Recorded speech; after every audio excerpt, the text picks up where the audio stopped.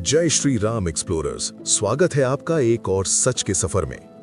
हिमालय की ऊंचाइयों में उत्तराखंड के पहाड़ों के बीच एक छोटी सी झील है रूपकुंड। दिखने में बिल्कुल आम, शांत, ठंडी हवाओं से घिरी हुई, लेकिन इस झील के अंदर छुपा है एक ऐसा राज जिसे देखकर साइंटिस्ट भी हैरान रह गए।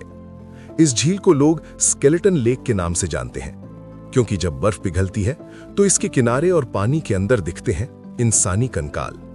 एक दो नहीं, 10 भी नहीं, बल्कि 200 से ज्यादा।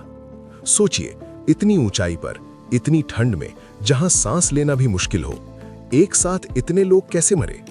कौन थे ये लोग और यहां तक पहुंच कैसे गए? इस कहानी की शुरुआत होती है 1942 में, जब एक फॉरेस्ट गार्ड पहाड़ों में पेट्रोल कर रहा था। तब उसकी नजर इस झील पर पड़ी। पहले तो सब नॉर्मल लगा, एक शांत झील, बर्फ से घिरी हुई। लेकिन जैसे ही वो पास गया, उसने देखा जमीन पर बिखरे हुए इंसानी हड्डियां।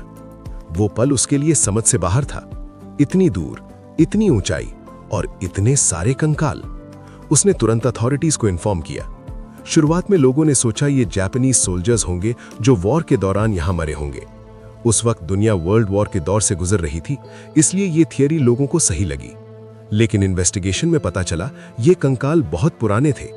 कुछ रिपोर्ट्स में कहा गया ये 800 साल पुराने हो सकते हैं। यानी ये कहानी किसी वॉर की नहीं, बल्कि एक पुराने समय की थी जिसका कोई सीधा रिकॉर्ड नहीं मिला। अब सवाल ये था, इतने सारे लोग एक साथ यहां क्यों आए थे और सब एक साथ मरे कैसे? लोकल लोगों की कहानी कुछ और ही थी। उनका मानना था कि ये लोग एक राज परिवार के साथ यात्रा पर निकले थे, पहाड़ों में देवताओं को समर्पित एक पवित्र सफर। लेकिन पहाड़ों में कुछ गलत हो गया। कहते हैं अचानक आसमान बदल गया, मौसम पल भर में बदला और आसमान से बड़े बड़े बर्फ के गोले गिरने लगे। इतने बड़े, इतने सख्त कि सीधा सर पर लगते ही इंसान गिर जाए। न छुपने की जगह, न बचने का रास्ता, सिर्फ खुला आसमान और गिरते हुए बर्फ के गोले। कुछ स्कल्स पर ऐसे निशान मिले जो ऊपर से जोर से लगी किसी चीज का सिग्नल देते थे, जैसे किसी ने सीधा सर पर वार किया हो, लेकिन बिना किसी हथियार के। साइंटिस्ट ने जब डीएनए टेस्ट किया तो एक और शॉकिंग बात सामने आई। इनमें से कुछ लोग इंडिया के नहीं थे, बल्कि मेडिटेरेनियन रीजन से मिलते जुलते जेनेटिक पैटर्न्स मिले।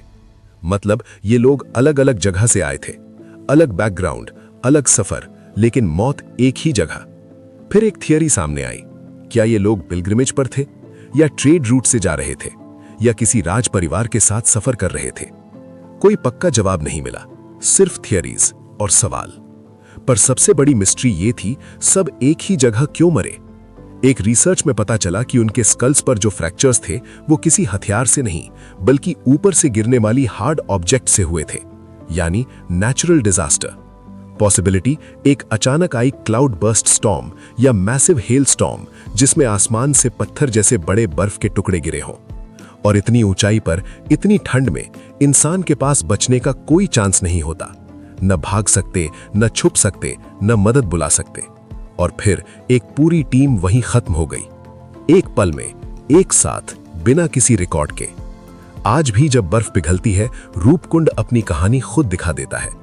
कंकाल, कपड़े, जूतों के टुकड़े, लकड़ी के सामान, जैसे वक्त वहीं रुक गया हो, जैसे वो लोग अभी भी वहीं हो, बस आवाज नहीं निकल पा रही। न कोई मेमोरियल, न कोई पूरा रिकॉर्ड, सिर्फ सवाल। क्या ये एक पिलग्रिमेज थी? क्या एक राज यात्रा थी, या एक एक्सीडेंटल डिजास्टर? कोई फाइनल सच आज तक सामने नहीं आया। रूपकुंड हमें याद दिलाता है, नेचर के सामने इंसान कितना छोटा है, और पहाड़ कभी किसी को माफ नहीं करते। और कुछ कहानियां कभी पूरी तरह समझ नहीं आती। चाहे साइंस कितनी भी तरक्की कर ले, कुछ राज बर्फ के नीचे ही दबे रह जाते हैं। आज भी रूपकुंड की बर्फ के नीचे शायद कुछ ऐसे राज दबे हैं जो कभी सामने नहीं आएंगे। कुछ कहानियां बस जगह याद रखती है, दुनिया नहीं। आप क्या सोचते हो? क्या यह सिर्फ नेचुरल डिजास्टर था, या इसके पीछे कोई और कहानी छुपी है? कमेंट में जरूर बताना। और अगर आपको ऐसी रियल मिस्ट्री डॉक्यूमेंट्रीज पसंद है तो बियॉन्ड बुक स्टूडियो चैनल को सब्सक्राइब करना न भूलें।